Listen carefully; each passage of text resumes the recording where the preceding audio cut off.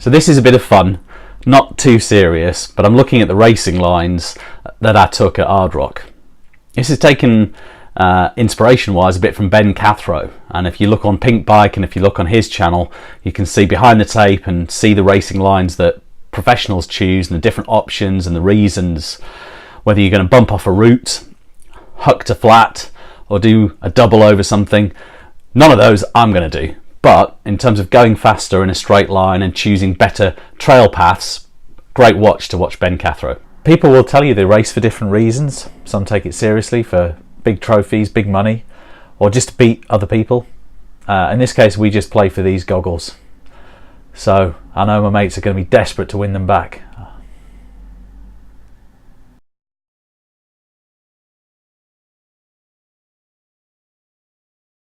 Stage 1, it's right at the beginning. You have to go over a couple of rises, drop down towards a gate.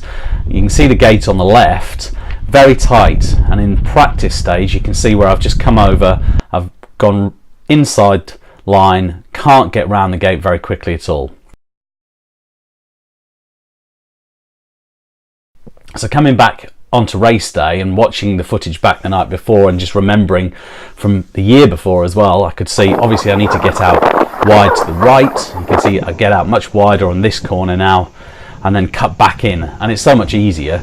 Keep momentum up. I'm not going as fast into it because I don't need to. I need to get through the gate.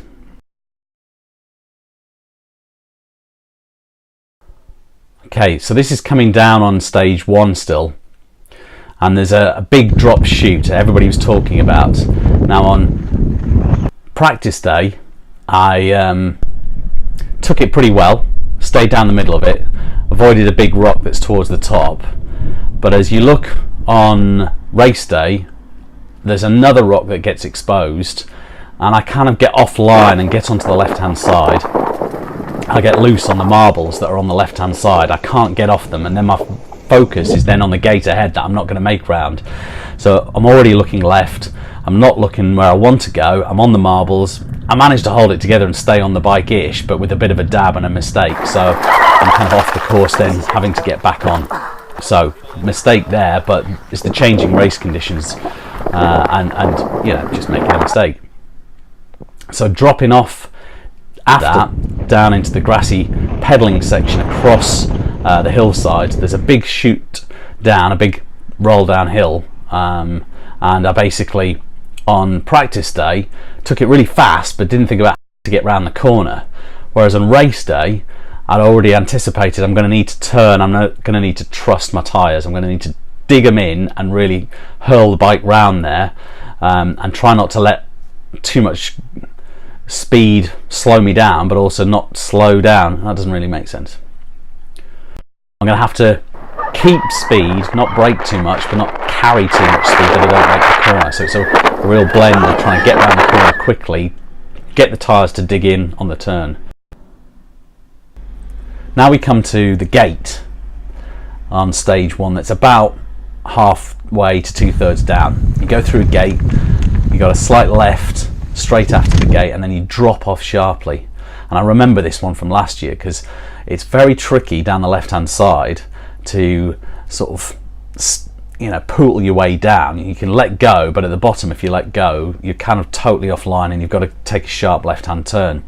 What was really nice, having watched the video on the evening after practice, I could see there was an alternative line that if I'd just taken the right hand side, and you can see that on the footage, you take the right hand side, then you've got a much better line in to the next left hand turn, so you can go round at a much better pace. You can use the catch berm that it's the bottom, and you can just slingshot round. Now the advantage on race day was there was 3 riders riding as a group, having fun just like me and my mates, and kind of caught them all together at the same time and managed to pass 2 of them on that drop down, and then the third one just round the corner let me past as well. So just taking that alternative line was a real advantage.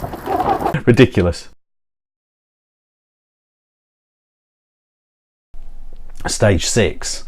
Now on practice day I took it in the same way as I took it last year, and just kind of went through the middle of this chute. There's like an S bend and then it goes down a chute, and on practice day, I saw that the pro riders had stopped and everybody was looking, and there's a few just general participants stopping and watching this section. Ultimately, I don't think it's that big a section and doesn't save much time either way, but I think it was just a bit of a crowd spot for people to watch other riders dropping in.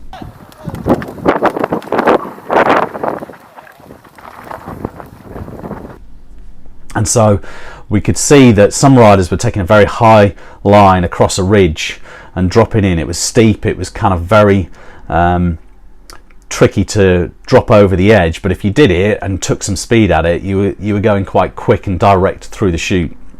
I'd taken the left hand side, which is more of the S shape, down in following the camber of the bank.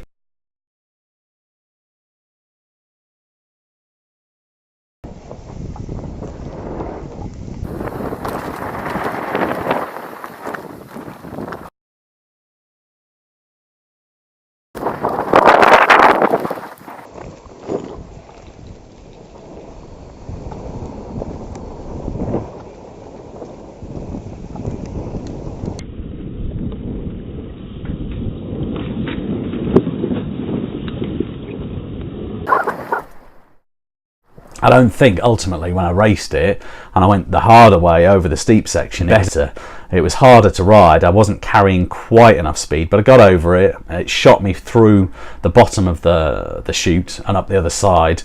The angles were okay either way, so it's just one of those. Sometimes you pick a line and it doesn't necessarily add much more, but that's it really. Thinking about better ways to race, better ways to run a race, looking at the camera angles you've got from your practice day, looking at other riders, looking at pro riders, you can shave off a lot of time and actually ride a lot better, because racing seems to be this big mashup between what people want to get out of it, and people always say, no, I'm not doing it for the time, I'm just racing with my mates or having fun, but there's always a little bit of a competitive edge, and we're riding for the goggles of John Boap.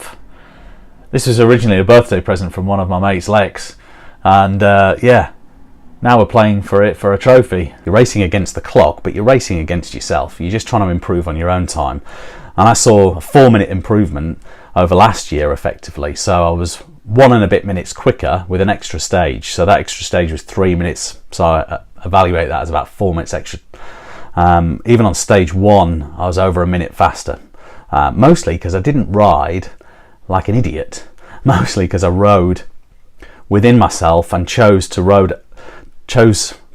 up to about 95% on some sections of what I knew I could do. So I wasn't really on the limit, I don't think, anywhere.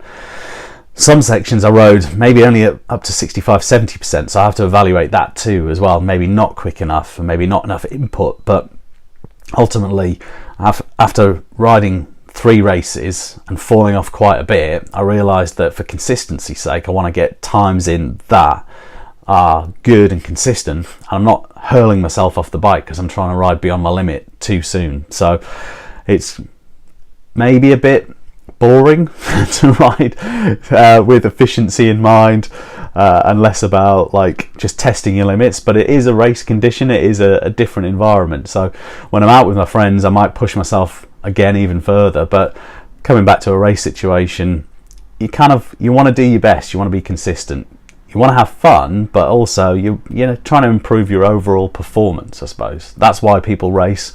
If you race for other reasons, great, but that's why I race, just to beat myself, be better, and have a bit of banter with my friends. So I won the goggles this time. Next time they are determined to get them back. Don't know why, they absolutely stink.